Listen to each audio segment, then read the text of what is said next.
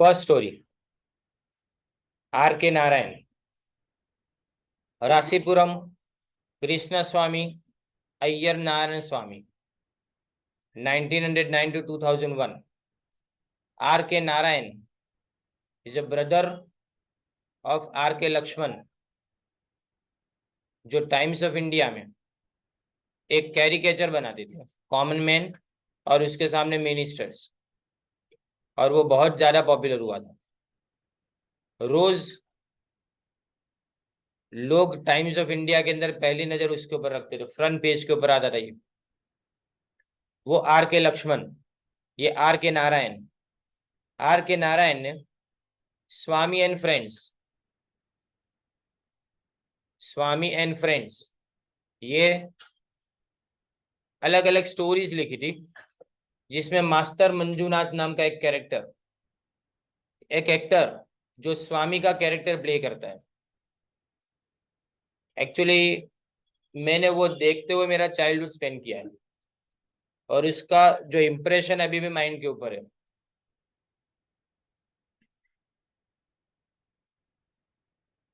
वो जो स्वामी and friends था, वो मालगुडी डेज नाम की एक बुक के अंदर था। मालगुडी डेज, उसमें स्वामी एंड फ्रेंड्स। अभी भी मालगुडी डेज अमेजोन प्राइम के ऊपर अवेलेबल है, अभी अमेजोन प्राइम के ऊपर अवेलेबल है गुड क्वालिटी में। बाकी यूट्यूब के ऊपर तो है ही। 4 अलग अलग सीजन्स बताई है, 13 एपिसोड की। मैं इसलिए आपको बता रहा हूँ क्योंकि इनके जितनी भी कहानियां स्टोरीज थी ना, उनके अंदर एजुकेटेड पीपल थे। प्री इंडिपेंडेंस, पोस्ट इंडिपेंडेंस, दोनों को कवर किया था कहानियों में, इंडिपेंडेंस के पहले की भी और बाद। द गाइड, उसके ऊपर से मूवी बनी थी, और ये इंडिया के अंदर, इंडिया में से ऑस्कर के अंदर ऑफिशियल एंट्री थी उस टाइम पे, द गाइड। लेकिन नॉमिनेट नहीं हो पाई थी, वो बात अलग है, बट इतनी अच्छी मूवी थी वो। देवानंद एक्टर, वहीदा रहमान। और the dark room, the English teacher, ये सब अलग अलग। मालगुडी एक फिक्शनल टाउन है साउथ इंडिया का, जिसमें सब लोग पढ़े लिखे हैं। There is a school, no one is opposing British colonialism. Oppose करने वाले को अलग दिखाया गया, नॉर्मल रूटीन में जाने वाले अलग दिखाया गया। इंडिपेंडेंस आया, उसके बाद कहानी में चेंज आया। बट ये ऐसी एक हल्की फुल्की कहानी है, simple. When everybody was busy felicitating the men who had killed a man-eater tiger, an unknown talkative man appeared on the scene and started telling the author and his friends about his adventure. He told the mesmerized listeners how he had fought with a giant tiger at the railway waiting room of Koppal station and amputated its 3 toes. For about 5 years, the tiger had terrorized the villages that girt यानी उसके आजू बाजू के मिम्पी forest के इर्द गिर्द जो forest के अंदर थे ना, वो ये देखो, ये आपके लिए एमसीक्यू के अंदर। पहली बात तो कौन से स्टेशन के ऊपर उसने टाइगर को मारा था, यानी किल नहीं किया था उसने, उसके साथ में फाइटिंग की थी, तो कोप्पल स्टेशन आएगा। फॉरेस्ट का नाम तो मेम्बी फॉरेस्ट। और ये इंसिडेंट के बाद वो टाइगर कभी दिखा नहीं था। इंटरेस्टिंगली, जो टाइगर यहाँ पे मरा पड़ा था ने, उसके भी 3 टोज नहीं थे, यानी अंगूठे नहीं थे, उंगलियां नहीं थी उसकी, टाइगर्स की। तो अब ये स्टोरी टेलर और हम दोनों यहाँ पे एस्टोनिश्ड है कि क्या वही है जो उसने मारा था पहले, जिसके साथ लड़ा था वो। Now the tiger's claw, we are starting the lesson. The man eater's dark career was ended. What is career? देखो वर्ड का यूज देखना। उसका करियर क्या? मैन ईटर का करियर यानी आदमी को खाना। अब करियर खत्म हो गया मतलब मर गया, तो सिंपल मर गया बताने के लिए क्या लिखा गया?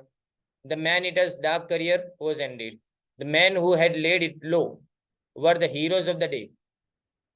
ये आज के दिन के हीरो थे जिन्होंने इस टाइगर को मारा था। लेड इट लो यानी जिसने उसको झुकाया बोला जाता है।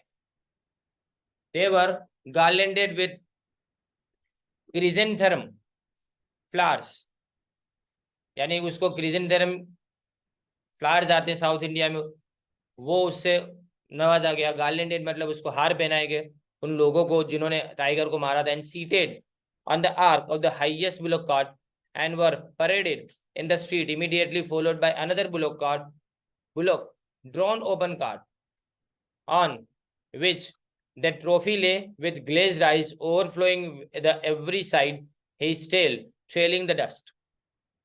अब पहली बात, आगे के जो बुलॉक कार्ट थे ना उसके अंदर कौन थे? ये आदमी जिन्होंने इसको मारा था, उसकी परेड निकाली गई। और दूसरे गाड़े में पीछे वो इसका ट्रॉफी यानी उसका शिकार, यानी वो टाइगर मरा हुआ पड़ा था, पूरा फैला हुआ था, इतना बड़ा टाइगर था। और दूसरी बात, उसकी जो टेल थी वो डस्ट के अंदर एक लाइन खींच रही, लकीर खींच रही थी।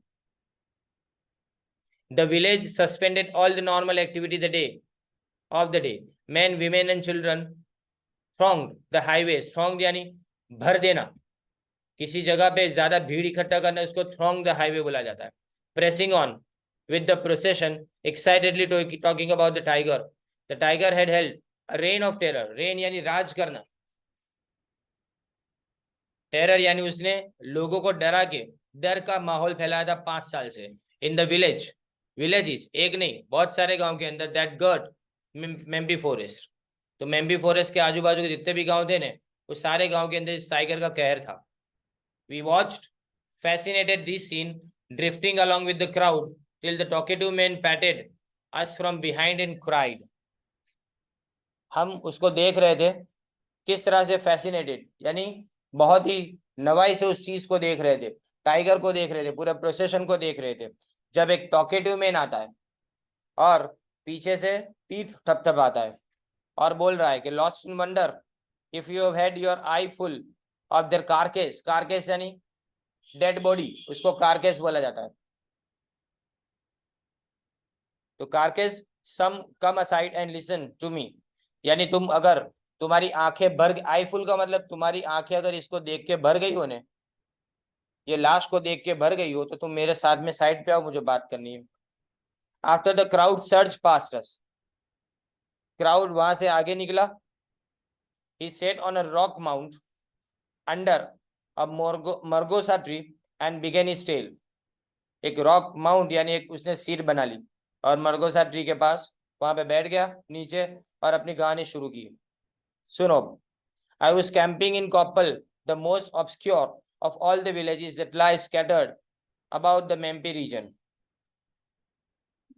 कैंपिंग यानी मैं वहां पे आया था कुछ दिन के लिए, 1-2 दिन के लिए, और मेम्पी फॉरेस्ट के अंदर ये सबसे ज्यादा ऑब्सक्योर विलेज है। ऑब्सक्योर यानी सबसे अलग, डिफरेंट, उसको ऑब्सक्योर बोला जाता है। You might wonder what I was doing in that desolate corner of the, desolate यानी अकेला, ये गांव जिसके अंदर ज्यादा पॉपुलेशन भी नहीं है, वहां में क्या कर रहा था? तुम्हारे माइंड में सवाल होगा। I will tell you. You remember, I've often spoken to you about my work as agent of a soil fertilizer company. मैं उस जमाने में सोइल फर्टिलाइजर कंपनी के एजेंट की तरह से काम करता था। सोइल फर्टिलाइजर कंपनी यानी खादर बनाने वाली कंपनी के वहां पे काम करता था मैं एजेंट की तरह से। It was the most miserable period of my life, मेरी पूरी लाइफ का सबसे खराब टाइम पीरियड था वो। 25 days in the month, 25 दिन, I had to be on the road. महीने के 25 दिन मुझे रास्ते पे भटकना पड़ता था। Visiting nooks and corners of the country, गली कूचे, उसको नूक्स एंड कॉर्नर्स बोलते हैं। हर गली कूचे मुझे घूमना पड़ता था कंट्री के। एंड पॉपुलराइजिंग द स्टफ, और जो फर्टिलाइजर कंपनी है ना, उसके फर्टिलाइजर को पॉपुलर बना था, मतलब मैं उसका मार्केटिंग करने के लिए वहां जाता था। One such journey brought me on the village Koppal, on to the village Koppal. It was not really a village, but just a clearing with about 40 houses and 2 streets. सिर्फ 2 गलियां थी और 40 घर थे उसके अंदर, यानी हम इसको विलेज तो बोल नहीं सकते। hemmed in by the jungle on all the side. Hemmed in यानी surrounded by the jungle, हर जगह पे जंगल थे. The place was dingy and depressing. Dingy यानी डिप्रेसिंग होता है इसका मतलब, यानी अपने ने लो फील कराने वाला. Why our company should have sought to reach a place like this for their stuff? क्यों हमारी कंपनी को ये जगह पे जाना था और खाली 40 घरों के अंदर अपनी प्रोडक्ट को पॉपुलराइज करना था? आई कांट अंडरस्टैंड, मुझे समझ में नहीं आ रहा था. They would not have known of his existence but for the fact that it was on the railway. सिर्फ एक ही हकीकत थी उस गांव के होने की, और ये थी कि वो रेलवे की ट्रैक के ऊपर आता था, यानी वहां पे एक स्टेशन था. Yes, actually on the railway, some obscure branch line passed through this village. Though most trains did not stop here, there. यानी ज्यादातर ट्रेन यहाँ पे रुकती नहीं है, पर कुछ जगह से पास होनी है ना, तो ट्रेन कुछ पास होती थी यहाँ पे. It's a center of civilization. What is railway station? Presided over by a porter in blue and an old station master, a wizened man wearing a green turban. यानी यहाँ पे दो ही लोग थे पूरे स्टेशन के ऊपर. एक कौन था? स्टेशन मास्टर, और एक दूसरा था उसके साथ में पोर्टर यानी कुली जिसको बोलते हैं.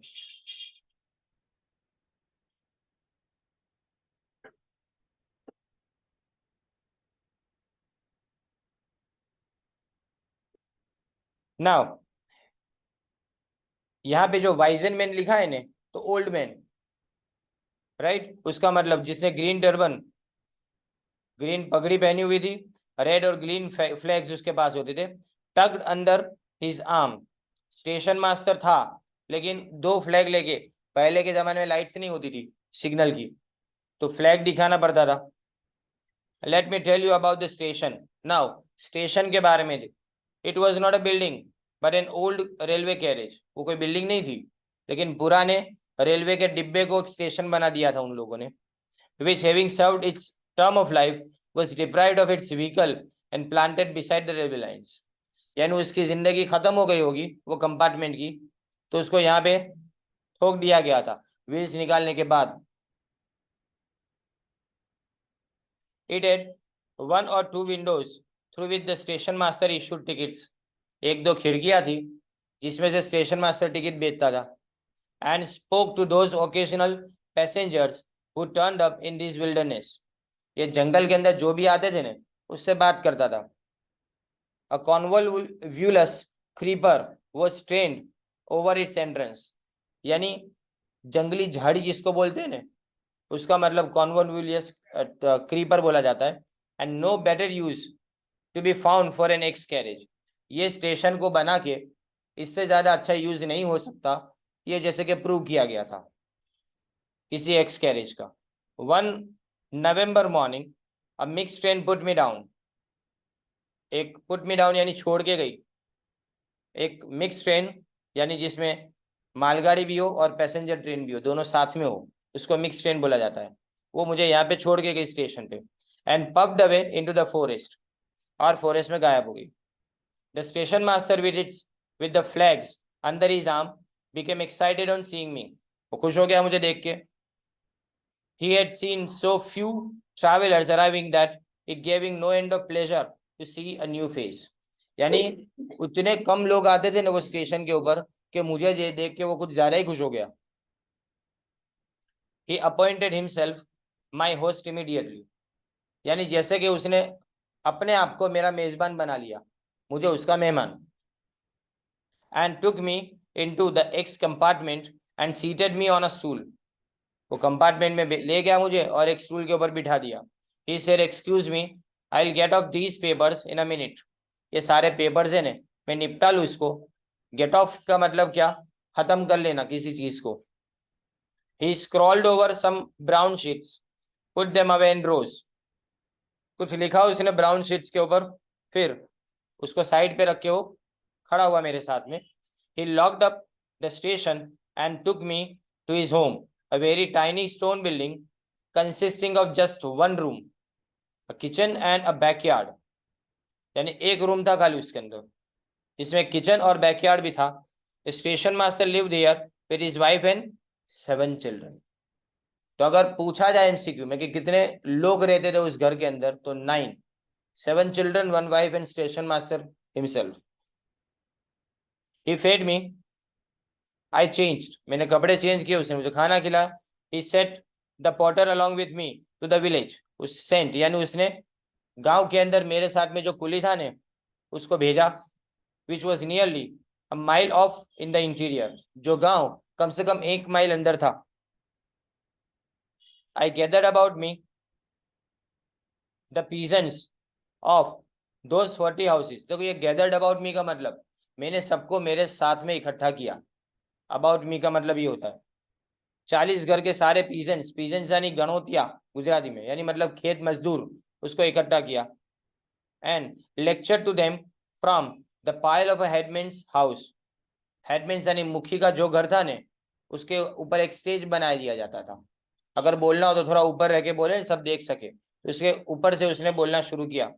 They listened to me patiently, received the samples and my elaborate direction for their use, and went away to their respective occupation with cynical comments among themselves regarding my ideas of manuring.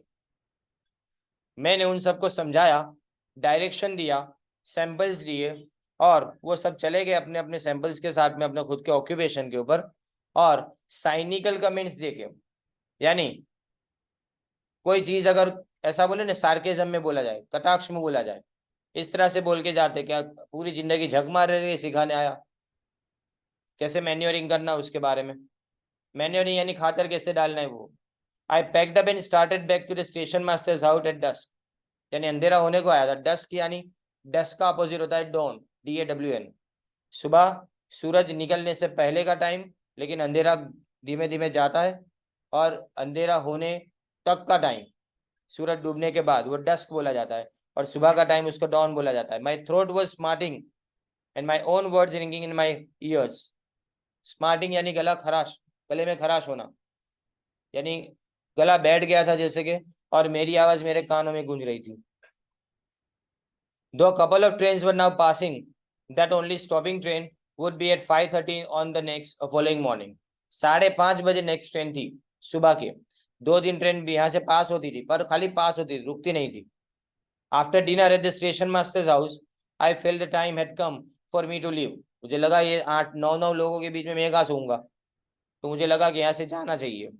It would be indelicate to stay when the entire family was waiting to spread their beds in the hall. I said I would sleep on the platform till my train arrived. मैंने बोला कि जब तक train नहीं आती तब तक मैं प्लेटफॉर्म के ऊपर सो जाऊंगा। No no, these are very bad parts, not like your own, full of tigers. ये जगह बहुत खराब है, यहाँ शेर बहुत है। The station master said he let me, as a special concession, sleep in the station. उसने मुझे स्टेशन पे सोने के लिए भेजा, स्पेशल कंसेशन, यानी वो किसी दूसरे को मना करता, लेकिन मैंने इंसिस्ट किया इसलिए। A heavy table, a chair and a stool occupied most of the space in the compartment. बड़ा सा टेबल था, बहुत वजनदार, चेयर और स्टूल, बस कंपार्टमेंट में वो सारी चीजें जगह घेर लेती थी। I pushed them aside and made a little space for myself in a corner. मैंने उनको हटाया और अपने लिए जगह बनाई एक कॉर्नर में। I had at least 8 hours before me. 8 घंटे थे। I laid myself down.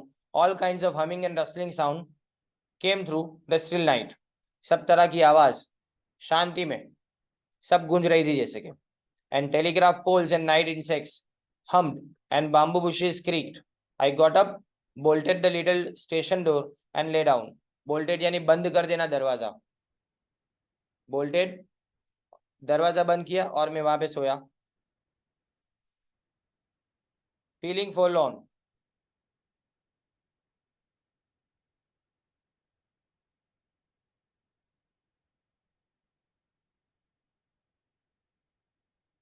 अच्छा ये ने, अच्छा फीलिंग फॉरलॉर्न का मतलब है सैड फील कर रहा था। It became very warm and I couldn't sleep. I got up again, गर्मी लगी और मैंने दरवाजा थोड़ा सा खोल दिया कि जैसे थोड़ी हवा अंदर आए। placed the chair across the door and went back to my bed. वहां पे मैंने चेयर दरवाजे के पास रख दी और मैं वापस बेड पे आके सो गया. And I fell asleep and dreamed. मैं सो गया और मैंने सपना देखा. I was standing on the crest of a hill. किनारी, crest यानी मैं हिल की किनारी के ऊपर था, खड़ा था वहां पे. And watching the valley below, और नीचे खीन खाई देख रहा था.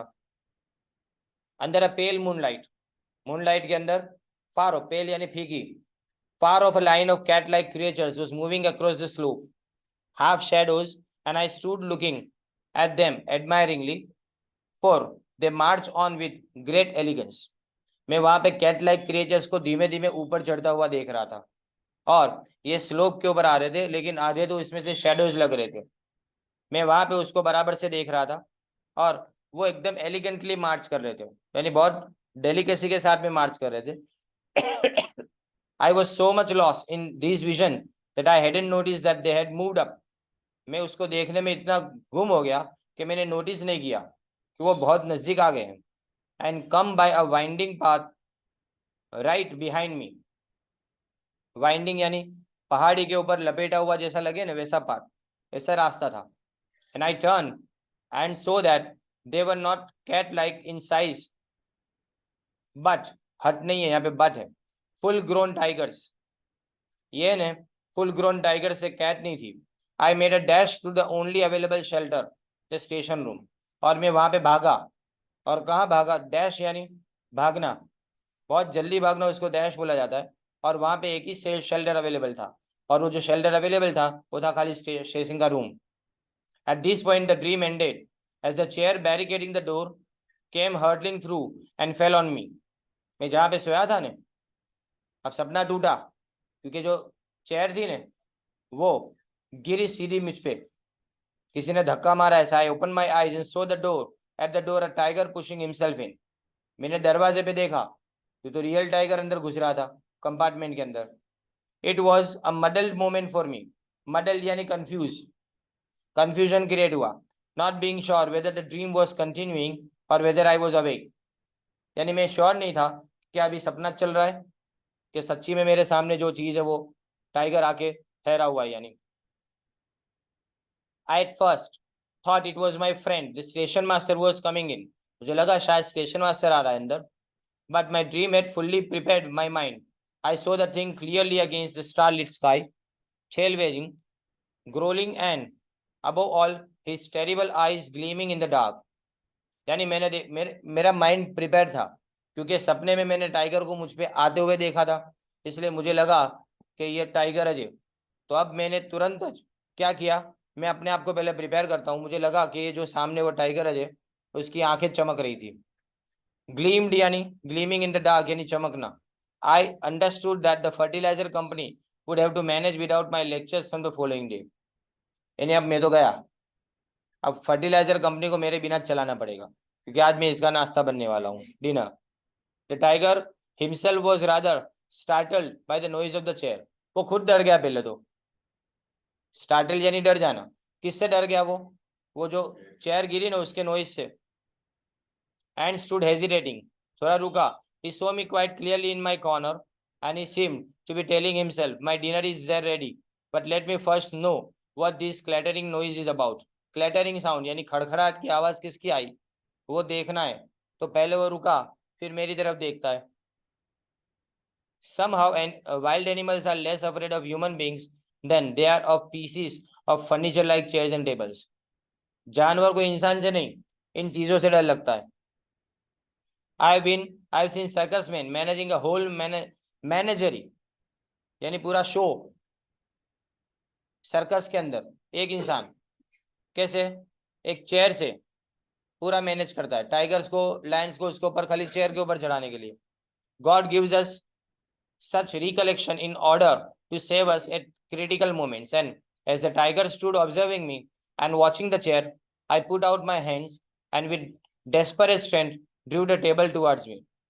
मैंने क्या किया, टाइगर मुझे देख रहा था, मैं उसको, तो मैंने जोर से टेबल को खींचा और अपनी तरफ, उसको टेबल को अपनी तरफ खींचा, अपने कॉर्नर की तरफ. I sat with my back to the corner, the table wedge it nicely with the corner. Wedge यानी एडजस्ट हो जाना, वो अपने आप एडजस्ट हो गया, एग्जैक्टली बराबर वो कॉर्नर को सेट होता था।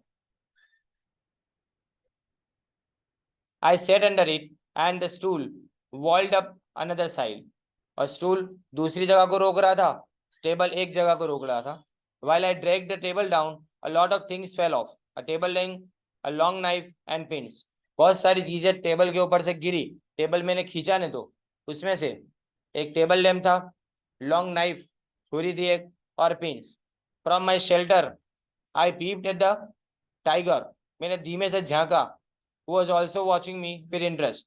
वो भी मुझे देख रहा था, मैं भी उसको देख रहा था। Evidently he didn't like this his meal to be so completely shut out of his sight. यानी उसको अच्छा नहीं लगा तो उसका जो खाना है ना वो ढक जाए किसी चीज से, उसकी आंखों से दूर हो जाए।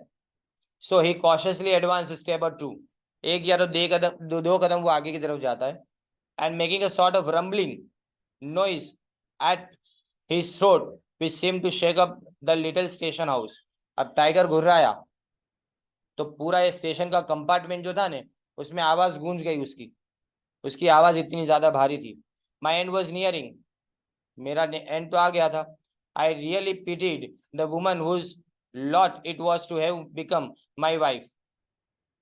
यानी मैं उस औरत के बारे में सोच रहा था जो कभी मेरी बीवी बनेगी, और वो बेचारी अब शादी से पहले बेवा हो गई। कोई एंगेजमेंट में कुछ नहीं हुआ इसका, बस खाली ऐसा सोच रहा है वो। एक लड़की बेचारी कुंवारी रह जाएगी मेरे बिना।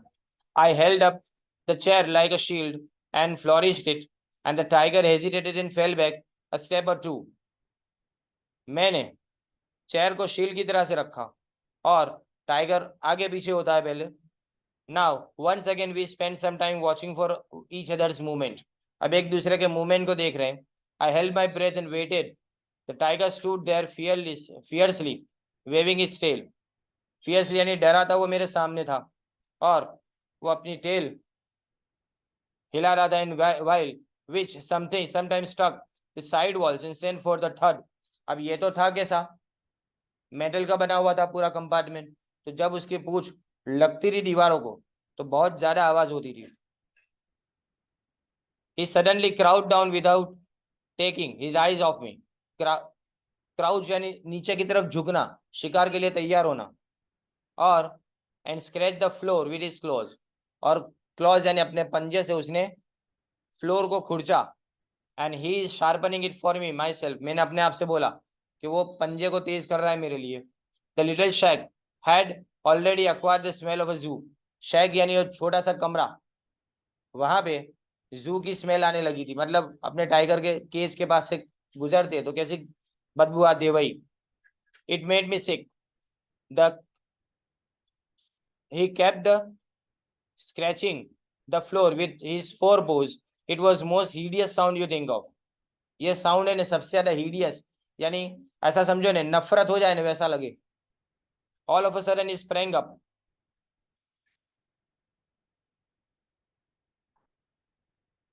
All of a sudden he sprang up कूदता है। And flung his entire weight on this lot of furniture। I thought it would be reduced to matchwood।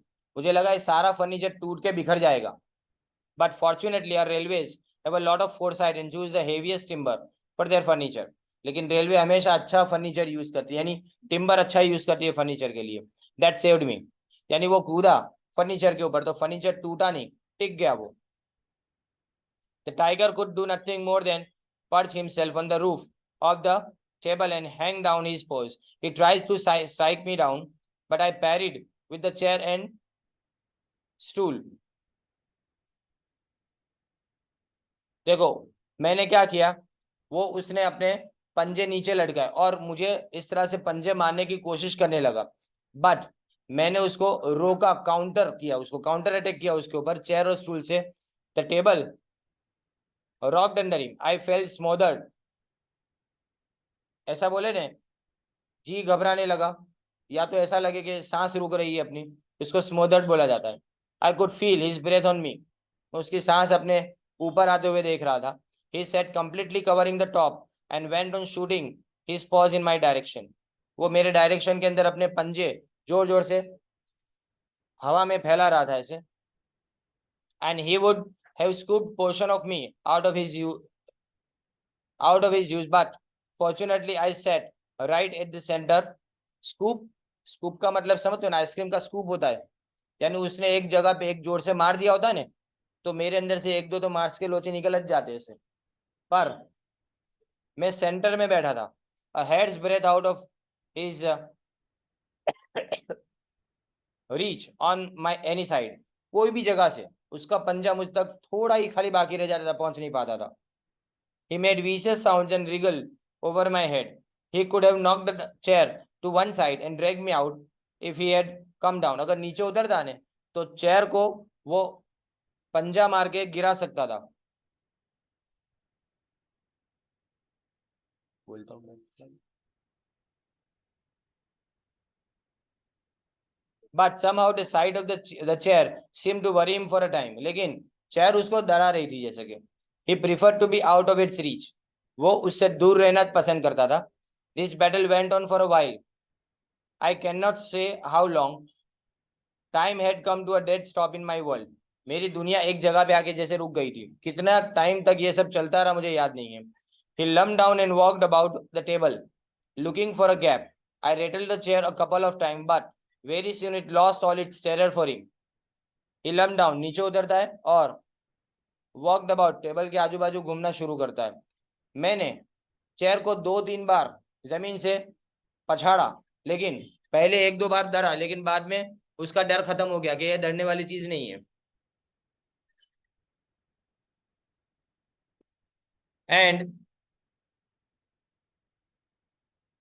and found it was inoffensive. Inoffensive मतलब can not hurt, जो तकलीफ ना पहुंचाए उसको inoffensive बोला जाता है. At this discovery, he tried to hurl it aside. उसको हटाने की कोशिश की उसने, but I was too quick for him. लेकिन मैं थोड़ा जल्दी में उस चेयर को अपने पास पकड़ के रखा. I swiftly drew it towards me and wedged it tight into the arc of the table.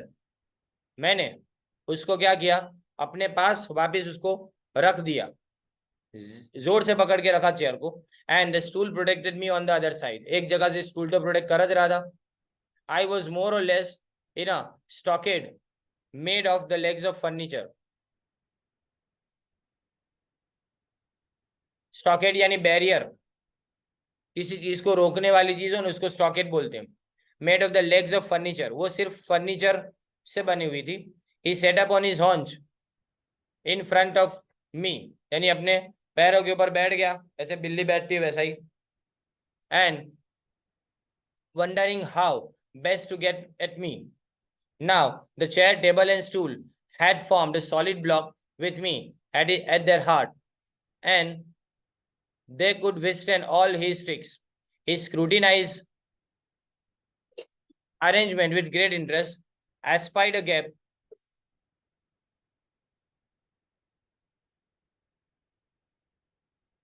ढूंढना बोला जाता है उसको. स्पाइट का मतलब उसने एक गैप ढूंढ ली एंड उसके अंदर से उसने अपना पंजा डाला.